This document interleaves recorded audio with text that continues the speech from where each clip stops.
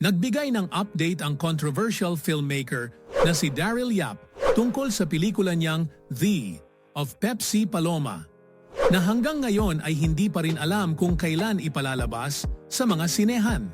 Hindi pa kasi ito nare-review ng MTRCB matapos hingan ang producer ng pelikula ng mga dokumento na magpapatunay na wala na itong kinakaharap na anumang kaso. Ito'y matapos ngang sampahan ng iconic TV host comedian na si Vic Soto ng cyberlibel si Direk Daryl nang diretsahang banggitin ang kanyang name sa teaser ng The of Pepsi Paloma. Kinampihan ng korte si Bossing Vic at inutusan ang kampo ni Direk Daryl na i-take down ang naturang teaser. Sa kasalukuyan ay nasa korte pa rin ang cyberlibel case laban sa direktor. Sa pamamagitan ng Facebook, nag-post si Daryl Yap ng update about his new movie na pinagbibidahan ng teen star na si Red Bustamante. Narito ang buong pahayag ni Direk.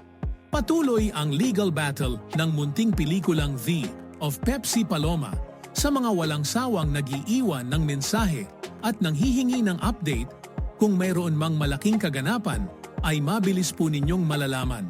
Ang kasong isasampa laban sa inyong lingkod ay ating haharapin. Hindi po iyon balakid, bagkus isang pagkakataon para sa katotohanan. Sa darating na Marso, kasabay ng mas papainit na kampanya ay ang anibersaryo ng aming samahan na Vin Sentiments.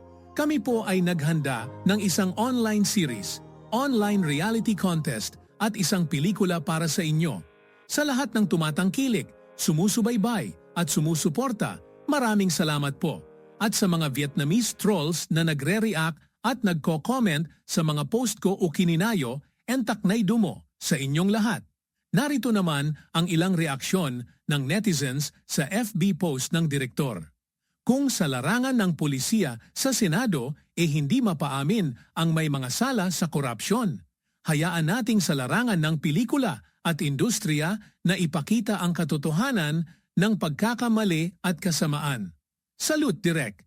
Kaabang-abang ang trophy mo. Mabuhay ka, Direk, at ang pelikulang Pilipino. So, it means meron talagang itinatago sa baul na ayaw mahalungkat for the sake of an image of popularity of being actor and politician. May charot lang itong comment, wag patulan. We love you, Direk Daryl Yap. Laban Elenghi po, still waiting po sa movie. Patulong kay Imi, baka magawan ng paraan kasaman man niya sa Partido Soto. Pati ibang lahi ba share mo na din, Direk? Ha ha ha ha ha ha ha ha. Waiting for update. Di talaga ako na-inform na di pala matutuloy. Lumuwas pa ako pa Cebu para lang pumunta sa sinehan. Doon ko nalaman di pala pinalabas ang Pepsi Paloma. Wait na lang ako sa update. Pepsi Paloma talaga inaantay ng lahat Nakakataas ng balahibo Ay, hindi na pala Indians ang trolls ngayon. Ibang bansa naman para kumita din sila.